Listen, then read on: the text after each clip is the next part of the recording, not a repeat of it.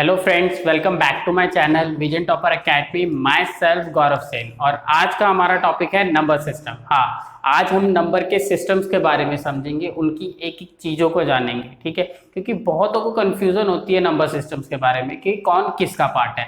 जैसे rational number किसका part है, इंटीजर किसका पार्ट है, होल नंबर किसका पार्ट है। तो आज इन सारी कंफ्यूजन को क्या करेंगे, दूर करेंगे। पर आपको उसके लिए वीडियो में शुरुआत से लेकर अंत तक बने रहना होगा। और हमारे टॉपिक पे चलने से पहले हमारी जो भी पुरानी वीडियोस है, जैसे मैथ्स टेक की जितनी भी वीडियोस है या साइंस की जितनी भी वीडियोस है, उनका लिंक डिस्क्रिप्शन में मेंशन है, तो उन्हें ज़रूर देखें।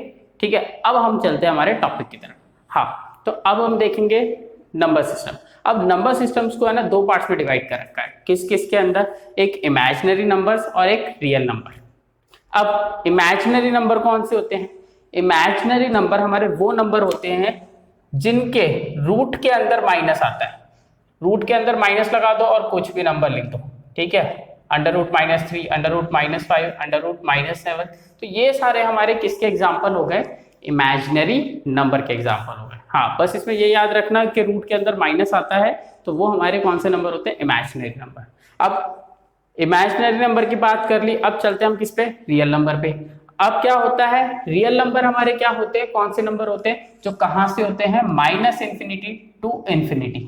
-∞ से लेके इन्फिनिटी तक जितने भी नंबर होते हैं, प्लस में, माइनस में, डेसिमल में, फ्रैक्शन में, जितने भी नंबर होते हैं उनको हम क्या कहते हैं? Real number. जैसे मैं यहाँ पे आपको एक नंबर लाइन बना के दिखाता हूँ। 1,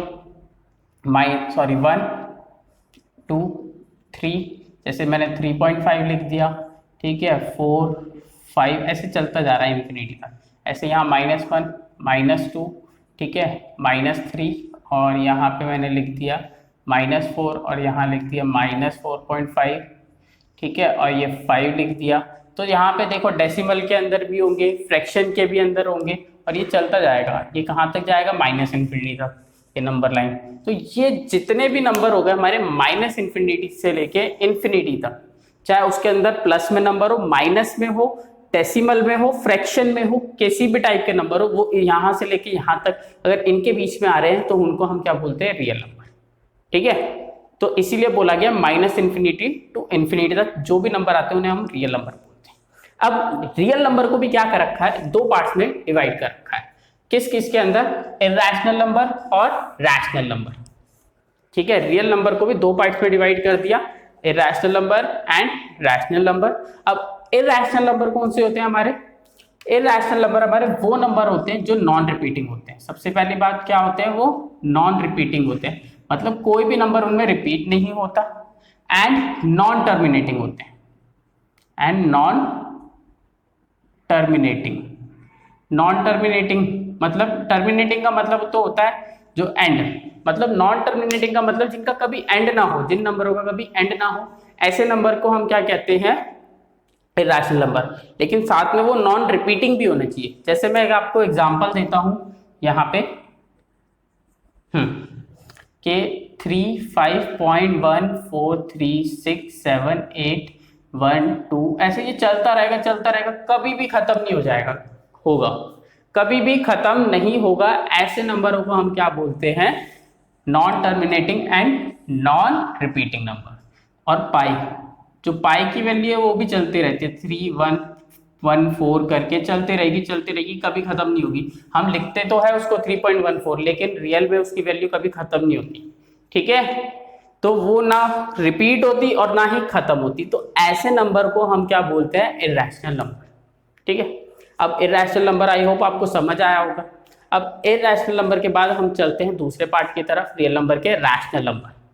अब रैशनल नंबर कौन से होते हैं? अब रैशनल नंबर हमारे वो नंबर होते हैं जो p/q की फॉर्म में होते हैं, but q is not equal to 0। पर q 0 नहीं होना चाहिए। q का मतलब जो डिनोमिनेटर वाला पार्ट है वो कभी 0 नहीं होना चाहिए। उसके अलावा कोई भी नंबर हो वो क्या होगा? रैशनल नंबर होगा। जैसे मैं आपको एग्जांपल देता हूं रैशनल नंबर के, -3/5, 10/70, 8/19, ठीक है, -3, 70, 90, इस तरीके के मतलब नंबर जो भी होंगे वो क्या होंगे, हमारे रैशनल नंबर होंगे। अब rational number P by Q की फॉर्म में तो होते हैं, लेकिन आप मेरे को बोलोगे चलो भैया ये तो पी बाई क्यू की फॉर्म में, ये भी पी बाई क्यू की फॉर्म में, ये भी पी बाई क्यू की फॉर्म में, लेकिन ये तो नहीं है। ठीक है, ये तो क्यू कहाँ है इनके नीचे, तो अगर कुछ भी नहीं है इनके नीचे तो हम इसको बना देंगे भाई, कुछ नहीं होगा तो 1 होगा। ठीक है, जिसका कोई नहीं होता उसका 1 होता है, ये याद रखना। तो डिवाइड में हम क्या कर देंगे, 1 लगा देंगे, तो बन गया ये पी बाई क्यू की फॉर्म में, ये भी पी बाई क्यू की फॉर्म में बन गया, ये भी पी बाई क्यू की फॉर्म में बन गया। ठीक है, बस 1 हो सकता है, कोई भी नंबर हो सकता है, डिनोमिनेटर में 0 नहीं हो सकता। ठीक है, तो ये भी क्या है, हमारे रैशनल नंबर में ही आते हैं। अब मैं एक आपको एग्जांपल देता हूं, जैसे 0/10। ठीक है, 0/10 या 0/10 नहीं लेता मैं, आपके लिए ले लेता हूं 0/50। अब ये रैशनल नंबर है, तो बहुतों को कंफ्यूजन रहती है, वो बोलते हैं है नहीं है, उनको डेफिनेशन समझ नहीं आती ना, इसीलिए, क्योंकि उनका कंसेप्ट क्लियर नहीं होता। ये रैशनल नंबर है, क्यों? क्योंकि इसमें p 0 है ना कि q। इसमें q क्या है, 15 है, और p क्या है, 0। लेकिन अगर मैं इसका आंसर देखूंगा, 15 की जब 0 से डिवाइड करूंगा तो 0 ही आएगा, तो ऑटोमेटिकली ये क्या है, 0 ही है। तो ये क्या है, हमारा रैशनल नंबर है। तो अब हमको एक क्वेश्चन का आंसर भी मिला कि क्या 0 इज अ रैशनल नंबर, तो यस हम कहेंगे 0 क्या होता है, रैशनल नंबर होता है। क्यों? क्योंकि वो न्यूमरेटर में होता है ना कि डिनोमिनेटर में। ठीक है, और डिनोमिनेटर वाला पार्ट 0 नहीं होना चाहिए रैशनल नंबर नहीं होने के लिए। अब चलते हैं, रैशनल नंबर भी अब हमको समझ आ गया। अब रैशनल नंबर को भी है ना 2 कैटेगरी में डिवाइड कर रखा है।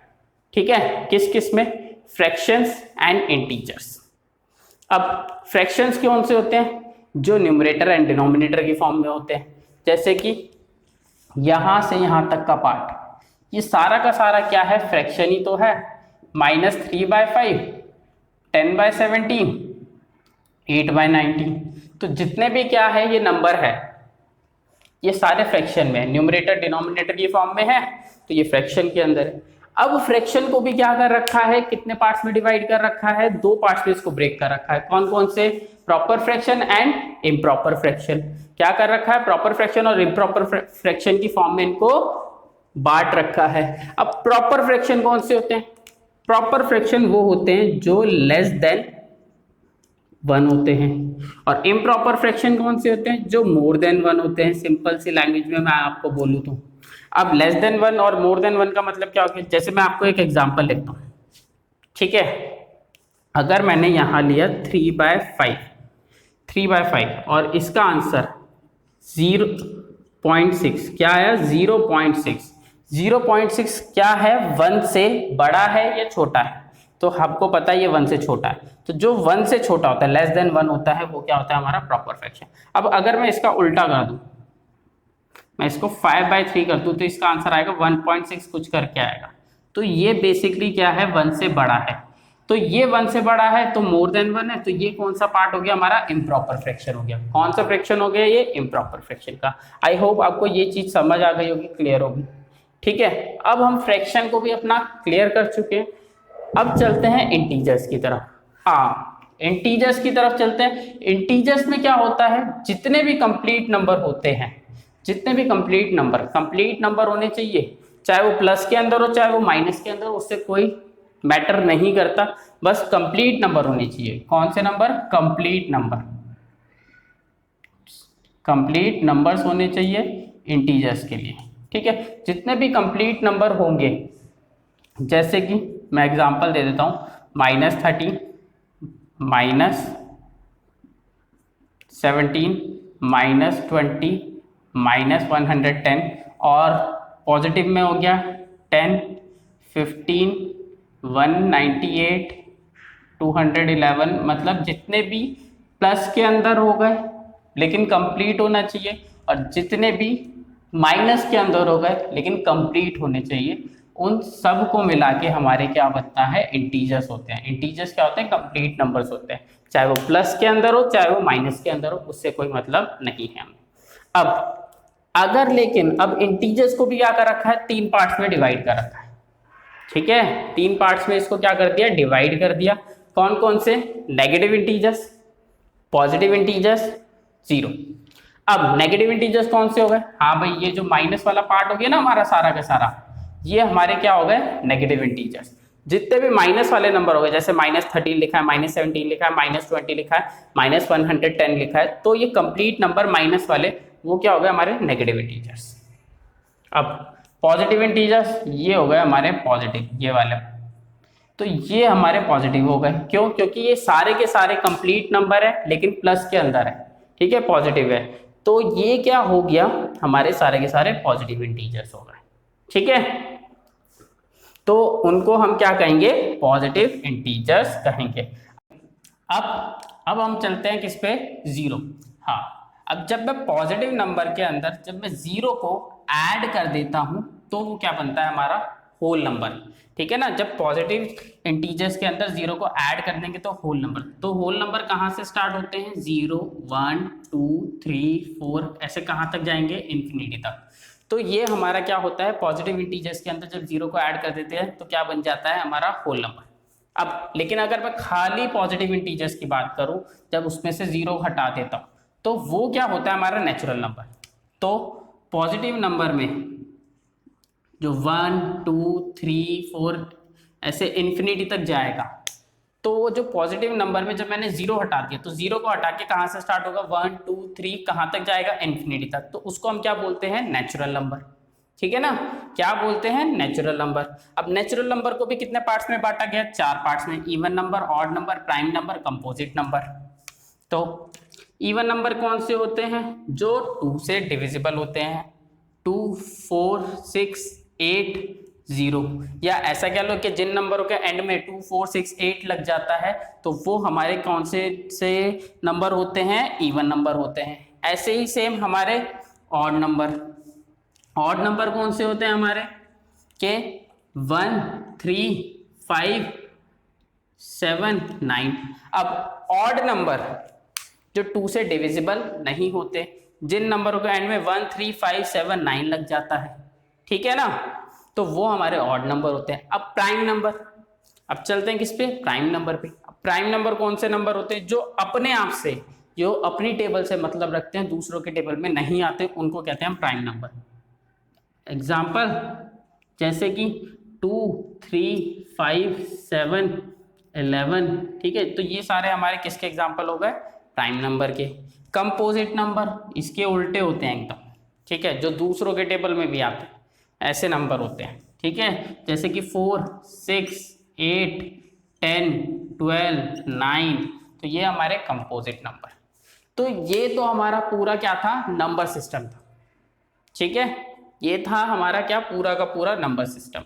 अगर आपको इस पर कोई भी डाउट हो तो कमेंट में जरूर बताना, मैं उसको क्लियर करूंगा। लेकिन क्या होता है, खास करके कुछ क्वेश्चन और पूछ लेता है, ये समझ तो लिया हमने, लेकिन वो कुछ ऐसे क्वेश्चन पूछ लेगा कि every whole number is a integer, क्या हर एक होल नंबर इंटीजर होता है? तो आप खुद ही देखो इसको, ये इंटीजर्स है या नहीं?